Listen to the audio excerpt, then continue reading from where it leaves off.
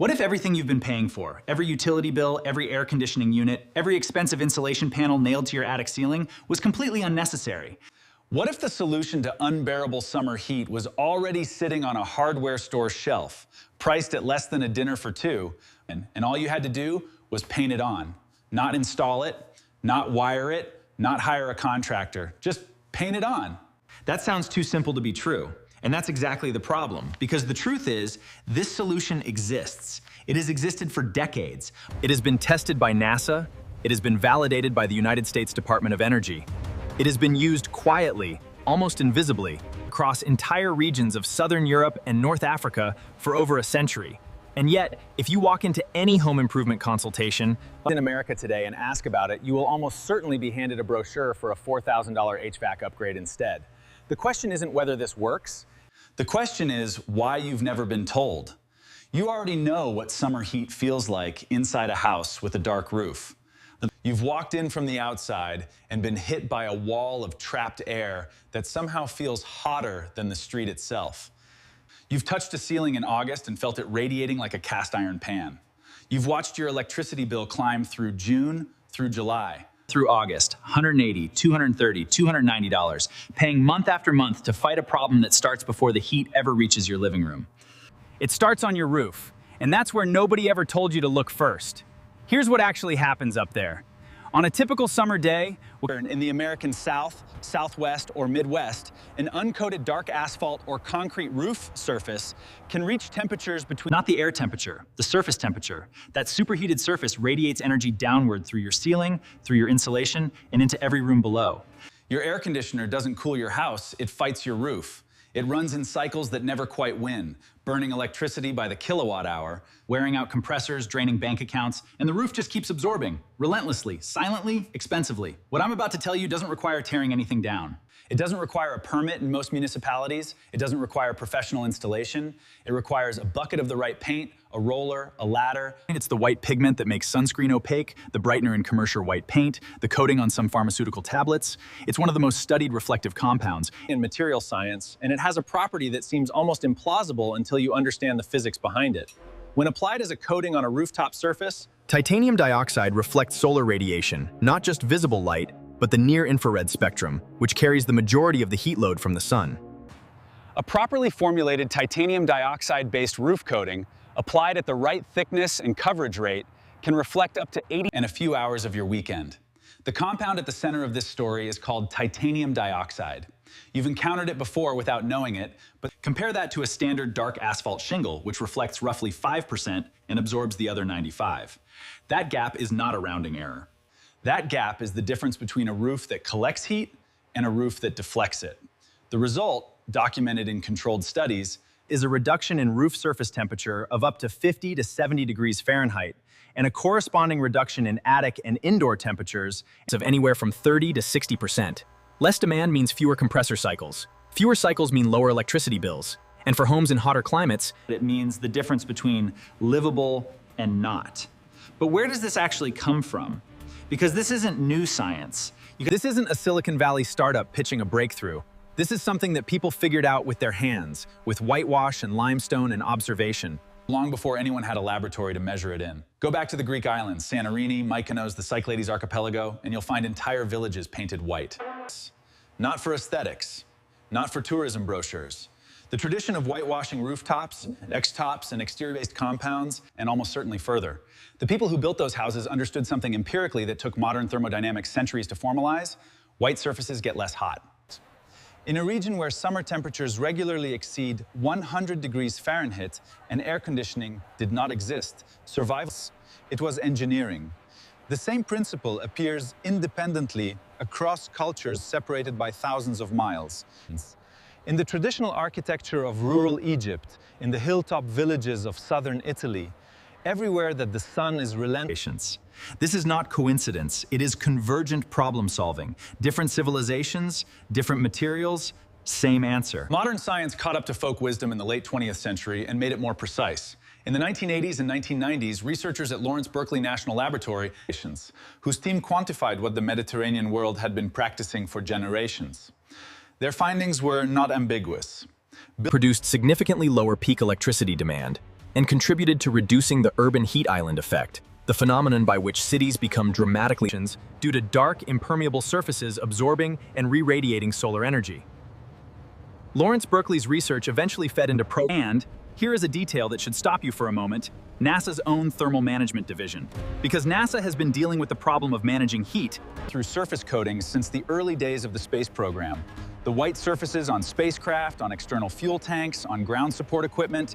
These aren't chosen for aesthetics. They're chosen because reflective coatings manage thermal load in environments where heat buildup is catastrophic. The same physics that keeps a satellite from overheating in low Earth orbit is what keeps a house in Phoenix from becoming an oven in July. So let me be direct with you.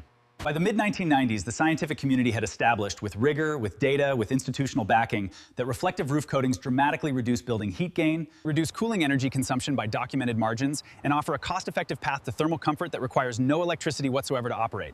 None. 0 watts. Not a single moving part. The roof simply reflects light and the house stays cooler. That's the entire mechanism. And now we arrive at the question that this video has been building towards since the first sentence. If the science was settled 30 years ago, if the technology is available at hardware stores, if for under $20 in materials, if entire civilizations mastered this concept without electricity or laboratories, then why is it that the average American homeowner has never once been seriously advised to try it? Let me tell you about the cooling industry for a moment. In 2023, the global air conditioning market was valued at approximately $130 billion. In the United States alone, residential air conditioning accounts for roughly 12% of total home energy use. And that percentage climbs sharply in hotter states. The average American household in the South spends between $400 and $700 per year on cooling costs. a new central air conditioning system installed professionally costs between $5,000 and $12,500, depending on the home. Refrigerant refills, filter replacements. It is, by design, a recurring revenue ecosystem. And that ecosystem has no financial interest in you painting your roof. This is not a conspiracy theory. It doesn't need to be. It doesn't require secret meetings or deliberate suppression. It only requires that a market, built on recurring consumption, has no mechanism, no incentive, and no financial motivation to promote a one-time, low-cost, permanent solution. The company doesn't profit from titanium dioxide. The energy company billing you monthly doesn't profit from lower consumption. The real estate developer building new subdivisions with dark asphalt shingles doesn't profit from retrofits. The ecosystem of comfort in America is built on dependency, not efficiency. And a $19 bucket of reflective coating is the most direct threat to that dependency you can possibly buy. I want to be honest with you here, because this narrative is stronger when it's accurate. Titanium dioxide roof coatings are not a perfect solution for every home and every climate.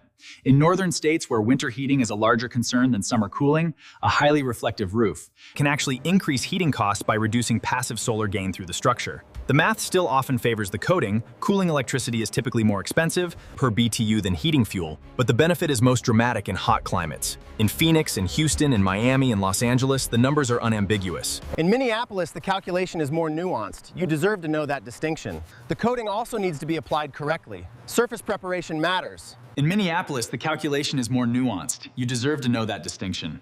The coating also needs to be applied correctly. Surface preparation matters. A clean, dry roof surface with proper adhesion will maintain its reflective properties for 10 to 15 years before requiring a fresh coat. An improperly applied coating can peel, chalk, or lose reflectivity within 2 to 3 years. The $19 isn't the only cost, but even with surface prep materials, proper application supplies, of a central air system, and the math requires no advanced degree to read. Here's how the application actually works. You begin with an elastomeric or acrylic-based coating formulated with titanium dioxide as the primary pigment. These are sold under various brand names at most major hardware retailers. Look for products with a solar reflectance index, or SRI, of 78 or higher.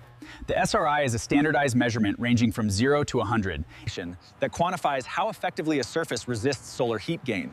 A standard dark asphalt shingle scores between 0 and 20. Scores between 80 and 110. That number tells you everything. You clean the roof surface thoroughly, remove debris, moss, or algae growth, allow it to dry completely.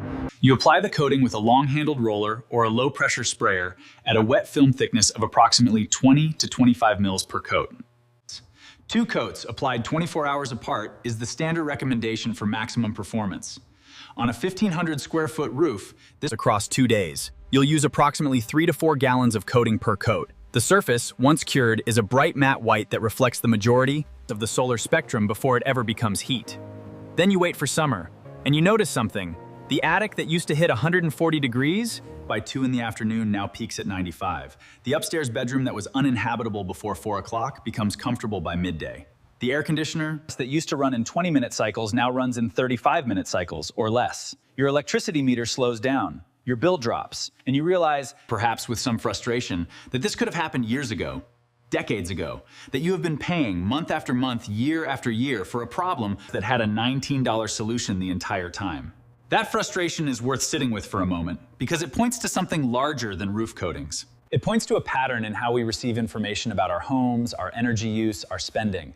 The solutions that get promoted are, almost universally, the solutions that generate ongoing revenue for someone, the solutions that are passive, durable, low cost, and require only initial application, by 2 in the afternoon now peaks at 985. The upstairs bedroom that was uninhabitable before 4 o'clock becomes comfortable by midday. What the market can't monetize continuously. This is the same pattern that explains why natural ventilation principles in 1910 and are almost never discussed in modern home construction consultations. It's the same pattern that explains why exterior shade trees, which can reduce cooling loads by 25%, are rarely mentioned in energy efficiency audits. It's the same pattern that explains why every major energy efficiency campaign talks about upgrading your HVAC system before it mentions painting your roof white for less than the cost of a tank of gas.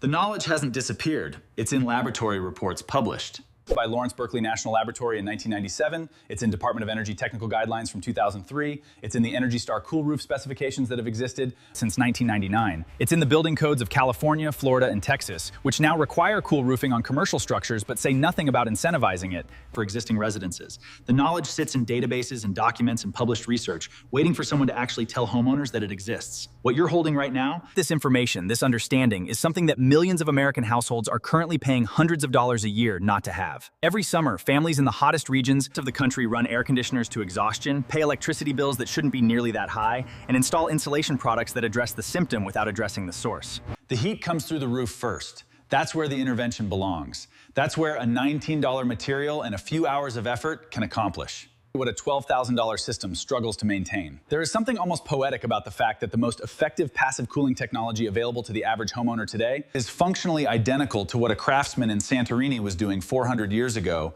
with a bucket of lime and a brush. The physics hasn't changed. The sun hasn't changed. The relationship between a reflective surface and a cooler building hasn't changed. What changed is the economic ecosystem around us, which replaced durable solutions with recurring ones and called it progress. You now know what most homeowners don't. You know that the color of your roof is not an aesthetic choice, it's a thermal decision with direct consequences on your comfort, your electricity consumption, and your annual spending. You know that titanium dioxide reflective coatings exist, that they work, that they've been scientifically validated at the highest institutional levels. Costs less than a single month of extra summer electricity in most households. You know that generations of Mediterranean and North African builders solved this problem with nothing more than pigment and knowledge, and that the knowledge was always available, it was simply never profitable to share it with you. That changes today.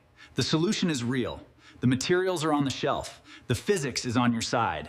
And the roof above your head is either absorbing the sun's energy or deflecting it. And for under $20, you get to decide which one it does. The question now is only whether you'll act on what you know or whether you'll spend another summer paying for something that was never inevitable in the first place.